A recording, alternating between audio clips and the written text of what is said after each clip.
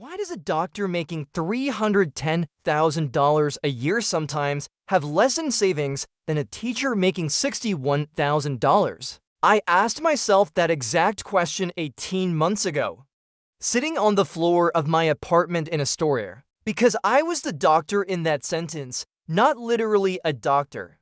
A 26-year-old finance analyst with a six-figure job and a bank balance that made me want to close the app before it finished loading. Here's the surprising fact that started fixing it for me.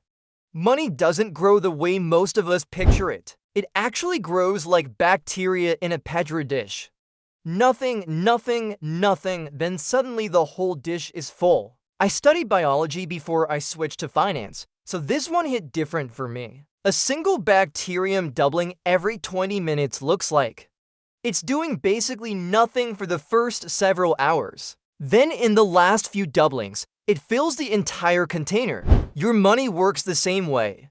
The dish just takes longer than 20 minutes. It takes years. Here's a short story to make that concrete. Two analysts start the same week at my firm. Same salary, $78,000. One of them, I'll call her Reagan, opens a brokerage account in week 2. Sets up an automatic transfer of $400 every payday, never touches it. The other guy, I'll call him Dev, keeps meaning to get around to it. Dev is not lazy, Dev is busy. He's building a life, a good one. A leather jacket he loves, weekend trips.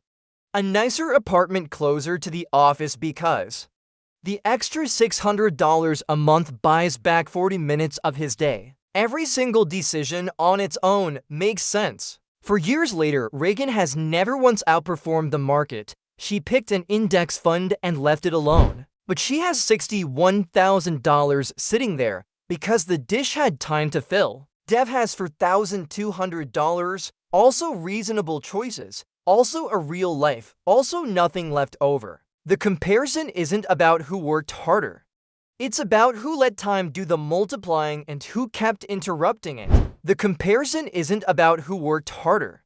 It's about who let time do the multiplying and who kept interrupting it. It feels like living. I did my own version of Dev's story for 2 years.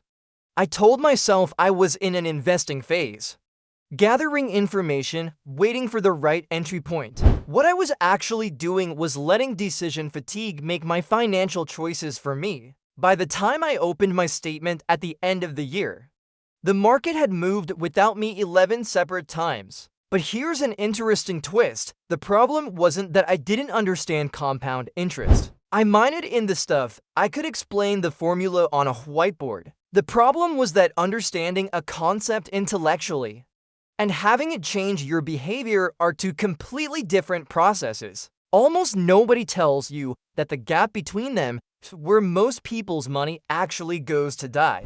There's a term for this in behavioral finance, and it's more useful than any spreadsheet. It's called hyperbolic discounting. Your brain values $1 today at a wildly higher rate than $1 in 10 years, way higher than any rational math would justify. It's the same wiring that made sense when humans needed to grab food before a competing animal did. It makes considerably less sense when the competing animal is a Roth IRA contribution deadline. Here's the comparison that finally got through to me. Compound growth is a chain reaction, not a staircase. In a nuclear reaction, the first few splits release almost nothing you'd notice. The reaction only becomes dramatic once enough splits have happened that each one is triggering several more. Most people quit contributing to their investments during exactly that quiet, unremarkable early phase, the one that looks like nothing is happening. That's the phase where everything is actually being decided. I almost quit during my quiet phase. 8 months in, my account had grown by about $340 in interest. I remember thinking, genuinely, what is the point of this?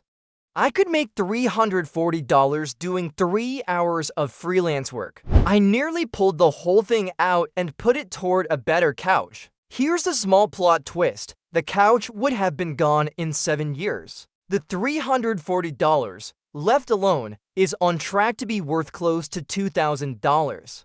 By the time I'm 46, and I didn't do a single additional thing to earn it.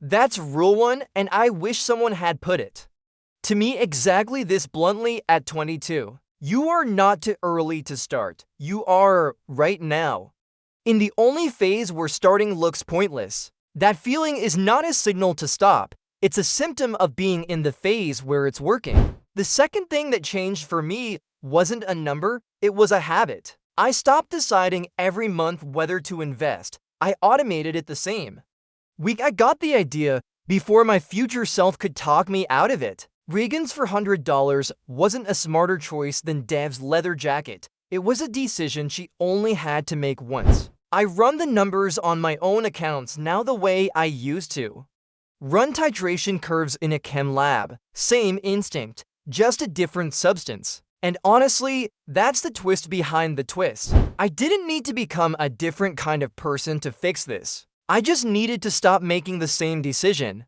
every single day and start making it exactly once. So here's what I'd ask you to do before you close this video. Go look at your last 3 months of transfers into any investment account, not your total balance, the transfers. If that number is 0, that's not a failure, that's just data. It tells you which phase of the dish you're in, and drop your current monthly contribution number in the comments, even if it's 0. I read every single one, and I promise you're not the only person in that comment section starting from exactly there.